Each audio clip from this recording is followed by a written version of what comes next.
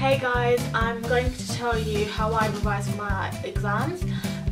Obviously this is how I study for them. They might not work for you, but obviously it might help some people, so I thought I might share with you.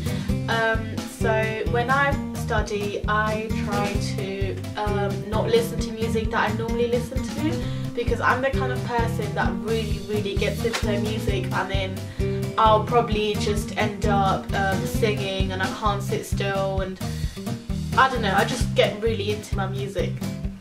So that's why when I revise, I listen to classical music or I listen to movie soundtracks. This may sound weird, but I really like movie soundtracks, and best thing about them is that they don't have lyrics, so I can't really sing, and they help me concentrate better. So, but usually when I revise, I don't listen to music. I only listen to it when it gets to the point where I'm so bored and I need to do something. So I just listen to some classical music or listen to a movie soundtrack to help me stay concentrated for longer. The thing that's really important when studying for exams is organisation. If you stay organised using flashcards, best thing about these is that they can condense so much information into tiny little cards which I can take everywhere. I also have this little pocket thing where I can put all these flashcards in, and I can just put them in my bag and take them around everywhere, so that's the best thing about them. Another thing I bought from this Japanese shop called Muji, but they also have an online shop. I'll post the link below in the description box.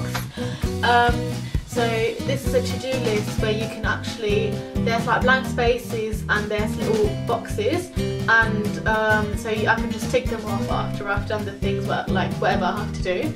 Another thing that helps me stay organised is my planner.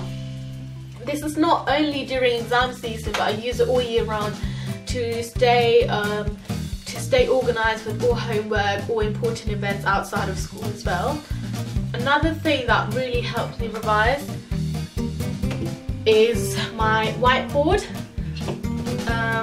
Best thing about my whiteboard is that, you know, when you make notes you waste so much time trying to make them look pretty, but when you write on a whiteboard I just waste less time, I would say, because you don't really need to write nicely on them really.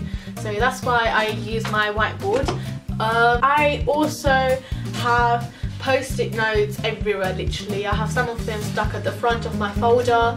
I have plenty of them on my table, and yeah, I just use them for everything really. Like, I have loads of these.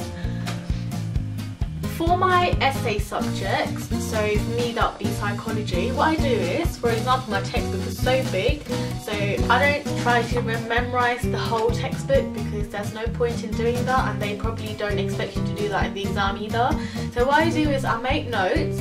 I don't spend too much time trying to make them look nice. I use my Stabilos, which help me make my notes look nice, but I'm not the kind of person that will sit there trying to have a nice handwriting and spending so much time trying to make my notes look nice. I don't have a nice handwriting anyways. As long as you can read them, it's fine. And after a few weeks, what I start doing is I put all the information from those notes, condense them onto my flashcards. Obviously I don't write sentences on my flashcards like in psychology.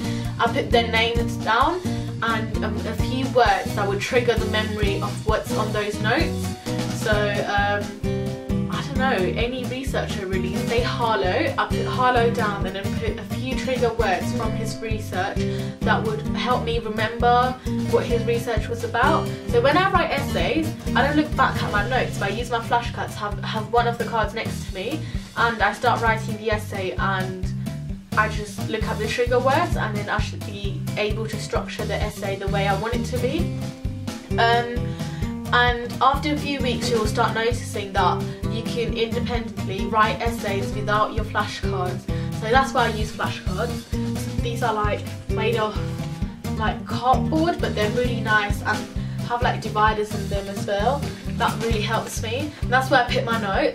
If you do sciences, which I also do, so say for chemistry, or you could count maths as technically as a science as well, The way I revise for that is, for those subjects, don't rely on notes, because for maths, for example, the more practice you do, the better you'll get. There's no point trying to write down information from your textbook, how Pythagoras theorem works, because you're not going to be able to understand it unless you actually do questions on it, and the more questions you do, the better you will get at them. So for chemistry, for example, I have a big textbook just like for psychology, but I don't sit there trying to make notes from it because there's really no point.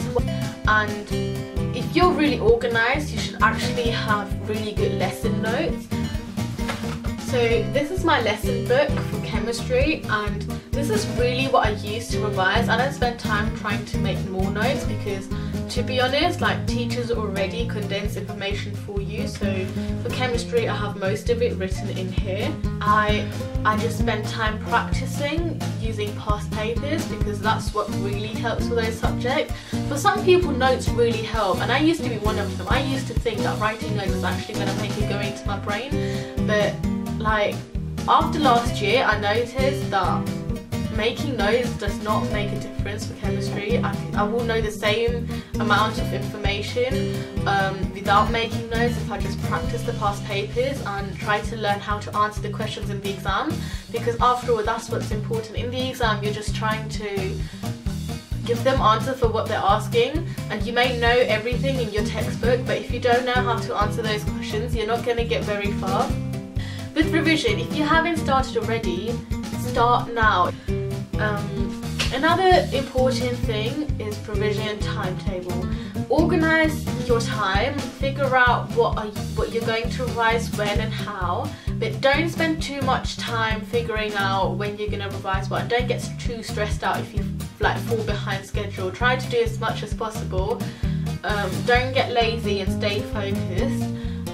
I used to spend so much time making my revision timetable colourful, writing down that at 2 PM I need to do this, at 4 PM I need to do this. I mean, I would not follow the timetable, so don't spend too much time on it. It's just there to like help you maintain and work towards your goals, but don't get like too fed up if you can't follow it, or don't make it unrealistic. Produce a like realistic revision timetable. I've got some, I'm going to be uploading some of my revision timetables that might help you on my blog soon, so have a look on my blog. I should be uploading it next week or this week. So yeah, that's what really helps me revise and how I study for my exams. If you have any questions, let me know below in the comments. You can also ask me questions on my blog, or find me on Twitter, Instagram. I've got everything in the description box below. But also, it's important is diet. So I'll be talking about that in my next few videos, how I eat during exam season. Because a lot of people tend to go towards junk food, but that may not be good. So in my next few videos, I'll be talking about how to eat during exam time and trying not to get too stressed out. And also, a lot of people tell you how they revise or how you should revise, but I'm also going to tell you about how you shouldn't revise and what you should not do, because you might not realise that you're doing it, but there's actually a few things that you shouldn't do when you're studying. So come back soon. I'll have all that information on my blog or videos coming up, so stay tuned. Subscribe. Thank you.